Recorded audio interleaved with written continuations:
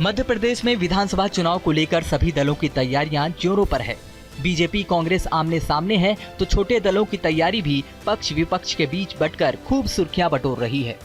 इस बीच ज्योतिरादित्य सिंधिया को लेकर माहौल गर्म है।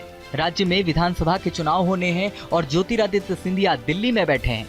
उनके समर्थक उनका इंतजार मध्य प्रदेश में कर रहे हैं, लेकिन वो केंद्र में मंत्री पद संभाल रहे हैं।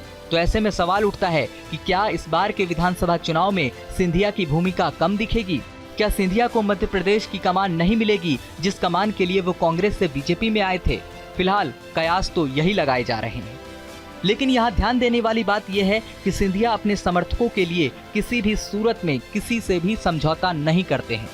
कांग्रेस में जब थे तो उनके समर्थकों को हक न मिलने के कारण ही अदावतें शुरू हो गई थी, लेकिन अब तो वो बीजेपी में हैं, तो क्या एक बार फिर से वही हालात बन रहे हैं? कहा तो यही जा रहा है कि 6 विधानसभा सीटों पर टिकट को लेकर सिंधिया और बीजेपी के बीच टकराव की स्थिति बन रही है। कांग्रेस सरकार के दौरान भी सिंधिया समर्थक की ओर से मंत्री रहे तुलसीराम सिलावट, गोविंद सिंह राजपूत, इमरती देवी सहित अन्य मंत्रियों और विधायकों ने लगातार इस बात की शिकायत कर रहे थे कि उन्हें दरकिनार किया जा रहा है।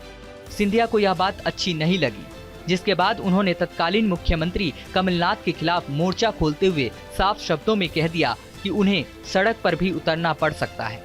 इसके बाद वसीम बरेलवी का एक शेर ज्योतिरादित्य सिंधिया ने मीडिया के सामने बयां कर दिया। उन्होंने कहा, उसूलों पर जहां आंच आए टकराना जरूरी है। उसूलों पर जहां आंच आए टकराना जरूरी है, अगर जिंदा हो तो जिंदा नजर आना जरूरी है।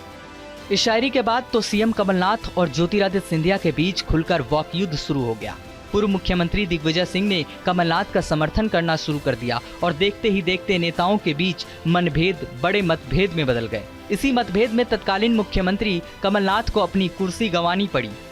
तो कुल मिलाकर कहना यह है कि केंद्रीय मंत्री ज्योतिरादित्य सिंधिया ने अपने समर्थकों की शिकायत पर सरकार की रवानगी करवा दी। अब जब ज्योतिरादित्य सिंधिया बीजेपी में है तो यहाँ भी अपने समर्थकों के लिए वे किसी प्रकार का समझौता करते हैं या नहीं, इसी सवाल को लेकर मध्य प्रदेश की सियासत गरमाई हुई है।